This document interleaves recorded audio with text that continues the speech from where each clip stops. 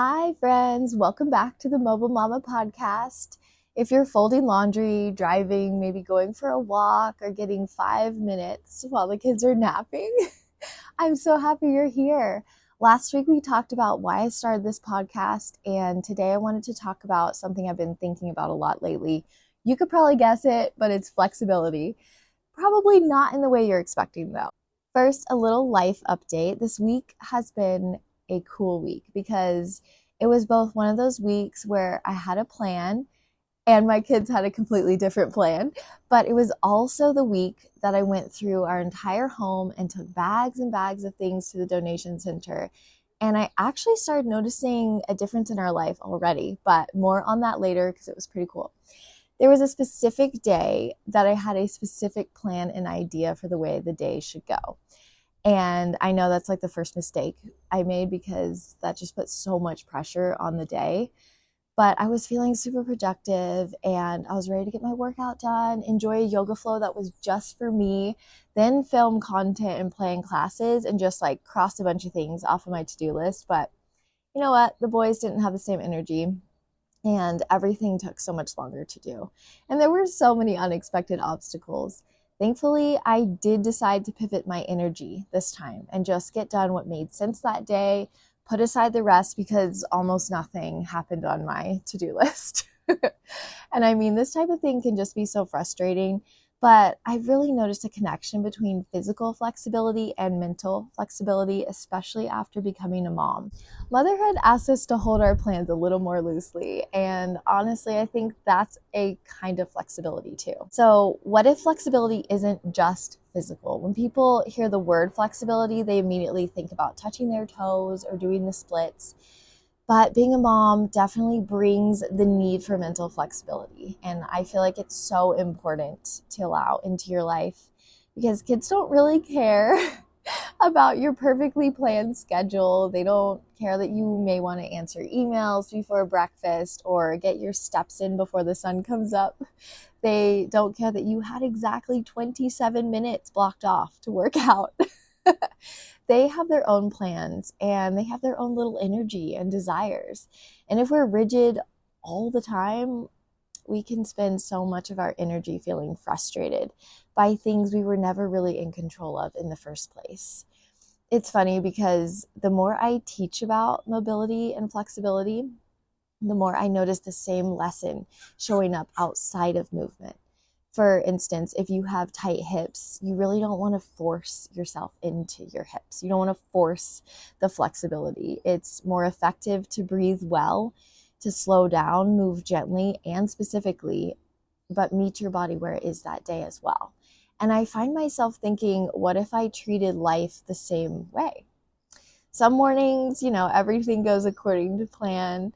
Other mornings, let's be real, most mornings, someone wakes up early or makes an entire absolute mess out of their breakfast or decides that today's the day they're going to cry over every single toy that their brother wants. And if I'm clinging tightly to how I think the day should go, I definitely end up stressed.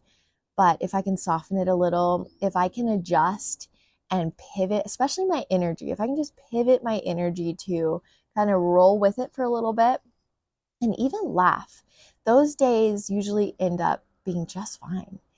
I do want to be clear though, being flexible outside of your physical flexibility, like being mentally flexible, doesn't mean lowering your standards or never making plans. I think it means being willing to adapt without believing the whole day is ruined, which can be super hard some days. Maybe your 30-minute workouts become 5 minutes of flexibility that day. Maybe dinner is simpler than you originally planned, and maybe the laundry waits until tomorrow. That one happens to me a lot. And that's not failure, that's life.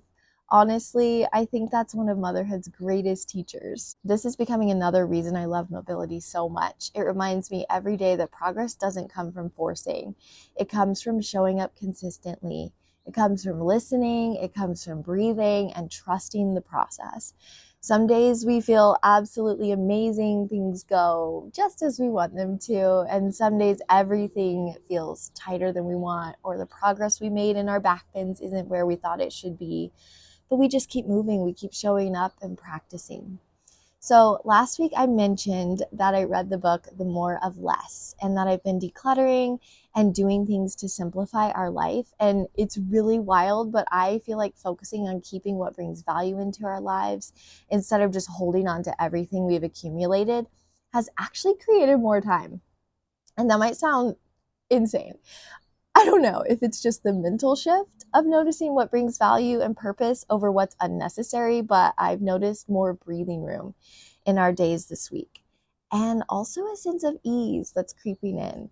When every minute is packed, there's no room for real life. There's no room for a slow morning, an unexpected adventure, or for a child who just wants one more story, or in my case, one more race. And I feel like there's already been a little more margin in our days, which is so cool. I'm definitely still learning more about this. And I actually started another book called Declutter Like a Mother. And I truly think physically getting rid of excess belongings helps reduce mental and emotional clutter too. For example, this morning I woke up at 5 a.m. The boys were thankfully still sleeping, and I sat down to enjoy my first latte of the day without feeling so rushed to get my workout done.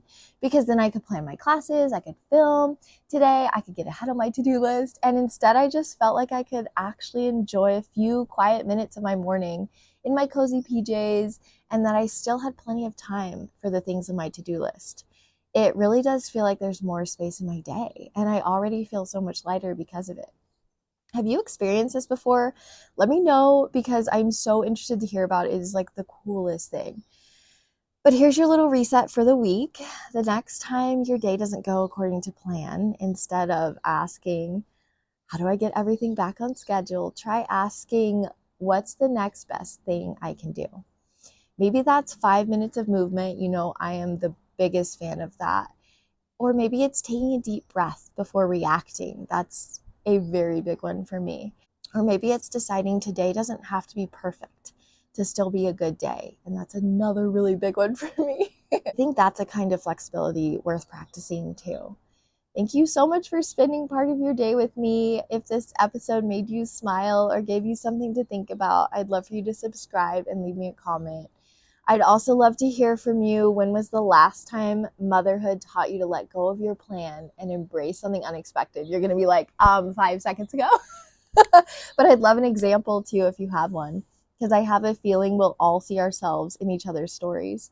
So until next week, keep moving in a way that helps you feel strong, free, and connected to yourself. I'll see you on the next episode of the Mobile Mama Podcast. Bye.